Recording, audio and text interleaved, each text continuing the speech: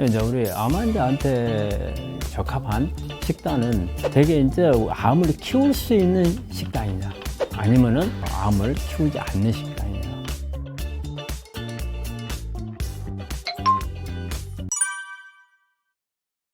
안녕하십니까. 나으라만 원장 문창 씨입니다.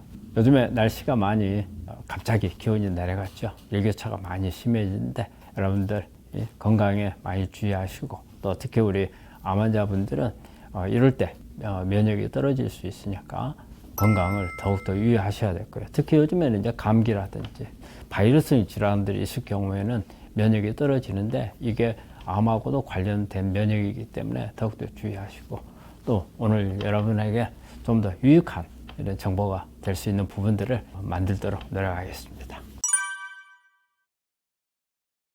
이제 우리 암 환자한테 적합한 식단은 대개 이제 암을 키울 수 있는 식단이냐, 아니면은 암을 키우지 않는 식단이냐, 이런 부분에서 볼 때는 육류 계통은 암을 키울 수 있는 성분들을 많이 가지고 있죠. 특히 이제 육류 안에는 성장 호르몬이라든지 철분이라든지, 그리고 어떤 세포에 도움을 되지 않는 포화지방산들이 이제 많이 있고, 또 항생제라든지 이런 부분들이 들어갈 수 있는 이런 부분이 있어서 그런 부분들은 좋은 부분이 아니겠고, 그래서 채식 같은 경우에는 어때요? 이 채식은 대개 보면은 이 채식들이 가지고 있는 파이토케미칼들이 암을 억제해주는 그런 기능들을 가지고 있거든요. 그래서 가능한 한 채식을 하는 게 좋을 것 같고요. 또 그 다음에 이제 면역학적인 이런 부분에서 보더라도 면역학적인 면에서도 같은 개념이에요. 육류라든지 이런 부분들을 사실 우리 몸에 면역을 높일 수 있는 기능이 별로 없어요.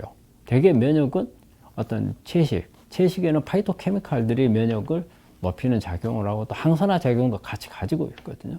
그리고 또 우리 다당체들이 있는 게 있어요. 다당체들이 우리 면역을 끌어올리거든요. 다당체가 많은 것은 버섯이라든지 아니면 겨우살이라든지 해조류 중에 보면은 뭐 미역이나 김, 다시마에 있는 뭐 후코이단이라든지 이런 부분들이 면역을 높여주는 이런 부분들이 있겠죠. 그래서 면역적인 부분.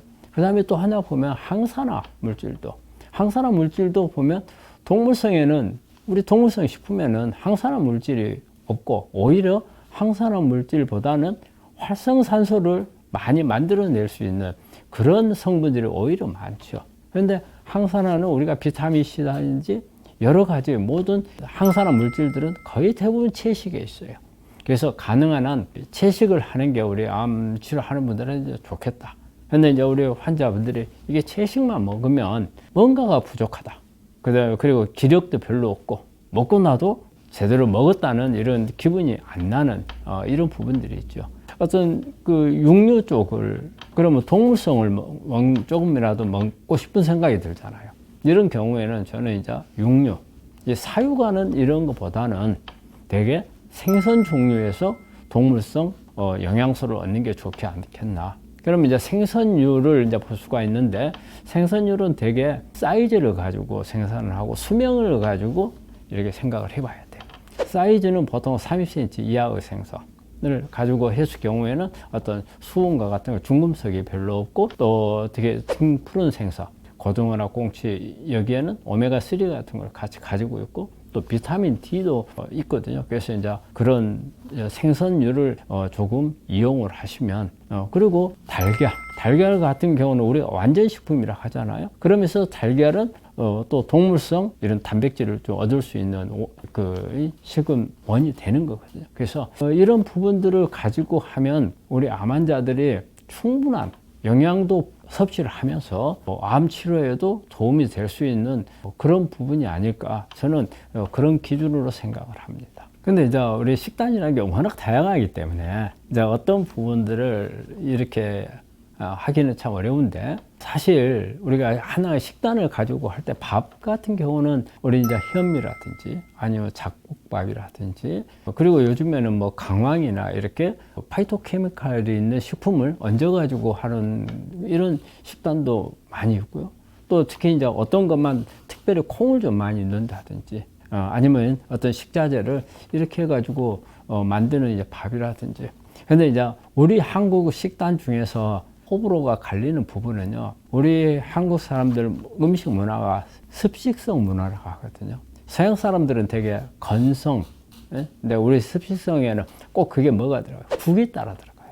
근데 사실 암 입장에서 볼 때 국은 별로 그렇게 플러스가 되질 않아요. 왜냐하면 국을 같이 먹는데 우리 한국 사람들은 밥 한 숟가락 먹고 국 한 숟가락 먹고 이렇게 하잖아요. 근데 국이 위산을 떨치는 효과를 나타내요. 왜냐하면 물이잖아요. 그래서 위를 희석을 시키는 거예요. 그래서 소화를 오히려 떨어뜨릴 수가 있거든요. 그래서 가능한 한 물은 국물 개통을 좀 적게 하고 물은 따로 식사가 끝나고 섭취를 하는 게 좋겠고, 그리고 이제 국을 꼭 먹어야 되는 경우라면은 우리가 주로 이제 채식, 식이섬유가 많은 부분들을 국에서 얻는 게 저는 좋다고 생각을 해요.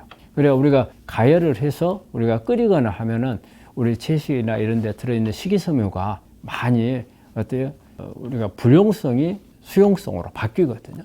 그래서 이제 그런 부분에서 식이섬유를 많이 얻으면 그거 자체로 해서 장 기능도 좋아지고 면역도 높일 수 있는 그런 국하고, 그리고 이제 반찬 같은 경우는 반찬은 다양한 여러 가지 양념 재료들을 많이 쓰는 것을 원해요. 단순하게 우리 그냥 간장이나 이런 것보다도 여러 가지 있죠. 우리가 양념으로 쓰는 것들 되게 많이 쓰는 게 어때요? 우리가 콩 계통으로 해서 뭐 된장이라든지 그다음에 고추장이라든지 이런 부분들도 보면 콩 속에 들어있는 제니스테인이나 그다음에 고추 속에 들어있는 캡사이신, 그리고 또 생강, 그다음에 마늘, 양파, 이런 부분들은 다 항암 작용을 가지고 있거든요. 그래서 이런 부분의 양념을 사실 우리 환자분들이 많이 먹는 게 좋아요. 그래서 반찬은 좀 다양하게. 그다음에 이제 양을 가지고 한번 볼까요? 양을. 그래서 양은 어때요? 우리가 이제 밥을 먹을 때 내가 어느 정도 먹어야 되느냐 하는 이제 기준이 있어요. 기준이. 그런데 대개 우리가 밥을 먹을 때는 아무 생각 없이 배부를 때까지 먹는 게 일반적인 거예요. 가능한 한 밥은 소식이 좋거든요. 그러려면 나한테 가장 적당한 때가 언제냐? 배가 부를 때가 아니고 허기가 면할 때. 아, 이제 배는 안 고프네? 할 때 그때까지가 가장 우리 몸에 적합한 칼로리고 양이라고 볼 수가 있거든요. 그래서 그런 부분들을 맞추고 가는 게 좋겠고, 또 하나 우리 이제 아침, 점심, 저녁으로 이렇게 구분을 해서 보자면 되게 이제 아침은 요즘에 굶는 사람들이 많죠. 그래서 점심하고 저녁을 많이 먹는데 그건 가장 안 좋은 방법이거든요. 아침과 점심. 그 다음에 아침을 먹을 때는 우리가 아침에는 혈당이 가장 낮을 때거든요. 그런데 이때 지방을 먹으면은 우리 케톤식이, 요즘에 케톤식이요법이 상당히 유행을 했잖아요. 케톤식 효과를 한 끼 중에서 낼 수 있는 게 아침이에요.